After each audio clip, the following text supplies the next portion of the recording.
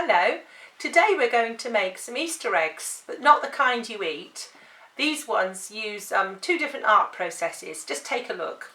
So I've drawn out a cardboard Easter egg first of all from an old box, and this is because I want to make more than one. And I'm just going to draw around it on some white cartridge paper using a pencil, so all the way around.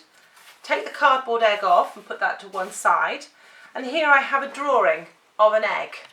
Now if you don't want to make more than one, you can just literally draw out the egg yourself on a piece of cartridge paper. It's only if you want to make a few of them and you want them to be the same size that you need to do that. Now I'm going to use some wax crayons. Now these are the ones which I quite often use for Art Start, the chubby stumps, but you may have an assortment like I also have, which I use for some of my other classes. And I'm going to show you a couple of things that you could possibly do.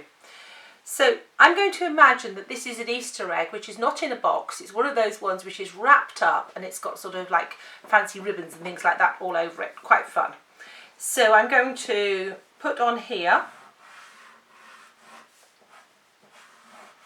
a large ribbon, just having it to one side there, and got a couple of little pieces hanging from it, and there is a big red ribbon all around it. Now I'm going to fill in some of that with some wax. Now the idea is to get plenty of wax actually onto the egg, because later on we're actually going to cause that wax to resist. That sounds a bit fun, doesn't it? So keep watching and you'll see what I mean.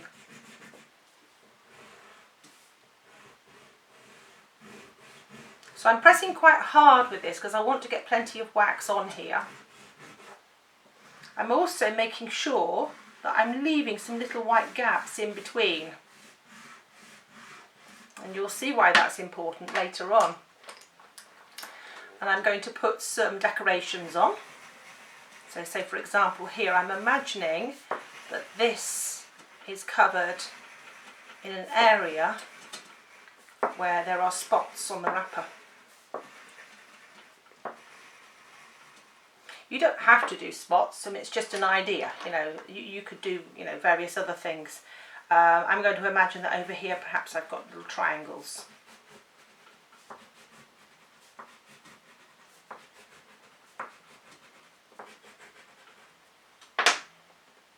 And then maybe here I've got some flowers.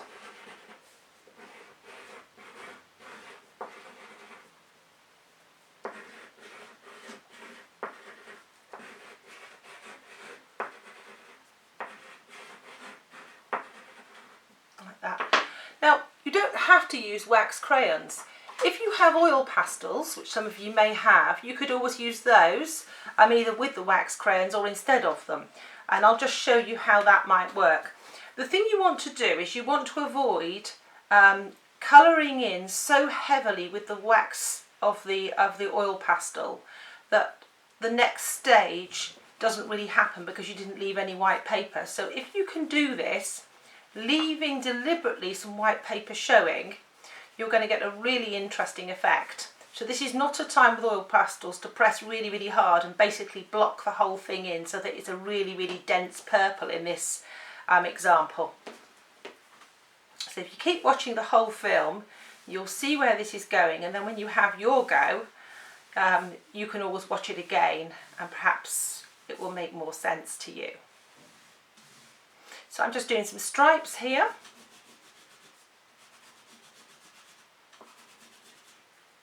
Like that, some pink stripes. So I'm going to get some green here, and I'm going to just put some green in here and perhaps do this as big checks. So this is a bit of a patchwork Easter egg, this one. Okay, now I'm going to show you one which I have already made earlier on. So that's how that works. So this had wax crayon at the top and it had oil pastel at the bottom, and it really doesn't matter right now which you use. Have a look at home and see which you have. You may be lucky enough to have oil pastels, you may be lucky enough to have lots of lovely wax crayons. Either will do.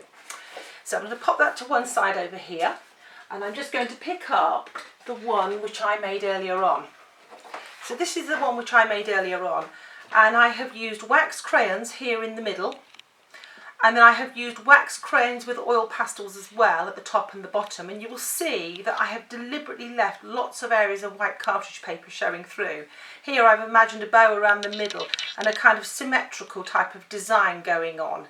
I mean, you can use your imagination for what kind of pattern and design you have. How you imagine an Easter egg to be wrapped will be, you know, really good fun. Now I'm going to use some watercolour paints, which I have here in a little palette. Just get some cold water and a brush, and I'm going to just take some colour. Now if you're not mixing the colour, you can just put it directly on. So I'm going to start at the bottom here, and can you see that I'm putting red paint on top of the red wax, and can you see what is happening? Just look really closely and you will see that it's not settling right down onto the paper, that what's actually happening is that it is resisting it. It's because oil and water don't mix. So you might have had this experience when perhaps in the summer you put sun cream on, and because your hands are oily and then you actually try to wash them with water, it doesn't really work. It's because you have all this oily stuff on your hands. Or perhaps you may have seen oil in a puddle, and you've seen that the oil settles separately from the water. So it's a really good fun thing to do with this egg. Here's some orange. You'll see I'm putting orange on top, and again it's resisting.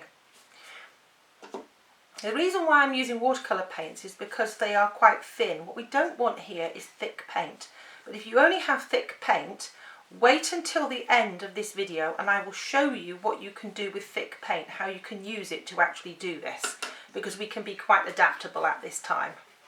So I'm just popping a bit of green in here. You must take care to wash the brush in between and not to let the areas go from one into the other, because if you mix the orange and the green together you'd get a rather murky kind of brown, which wouldn't even really look like chocolate. It would be a bit of a disappointing colour for an Easter egg wrapper. And so I'm going on up here, and I'm just going to get some yellow. I'll pop some yellow across here, like that. And I'm going to get some more of the orangey colour. Put that in. It's quite nice if, like this example here, if you contrast the colour of the wax with the colour of the paint. So if I had used yellow paint on yellow crayon, it might not have shown up very much, but by using a contrast it does. And of course you can use a larger brush if you want to. If you wanted to paint the whole thing over in one colour, you could do that. But I quite like doing this in sections. I'm just going to show you what happens if you want to make a colour that you don't have. So for example here, I've got red and I've got blue, but I don't have purple in this palette. So I've just made my own purple look by mixing those two colours together. And I'm just going to pop that on the ribbon here. Now this ribbon is quite densely waxed, so what's going to happen is it's only going to be the areas which have still got the white paper showing through, which are actually going to receive the paint. The rest of it, it's going to slide off the wax. It's going to do what we say, it's going to resist it. Here we go. And then coming up to the top end, I'm just going to pop some more yellow in here, like this. Take some green. If you don't have green, do you know which two colours you need to mix to make green?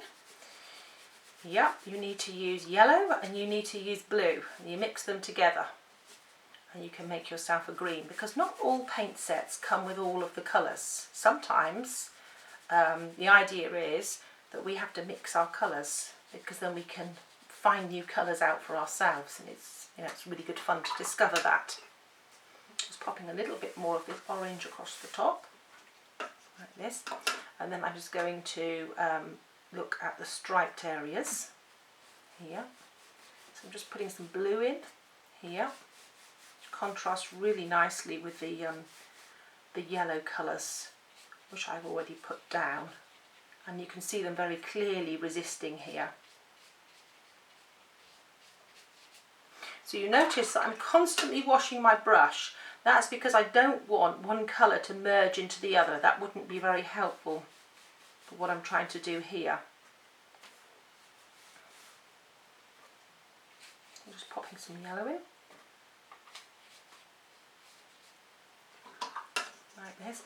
Now I wonder what colour I might use with green. I wonder if I might use this type of yellow. I've not used it yet.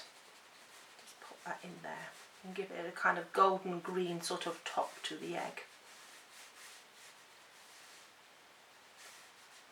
So you can see here that all of the areas where the wax is resisting, the paint is standing up in little beads.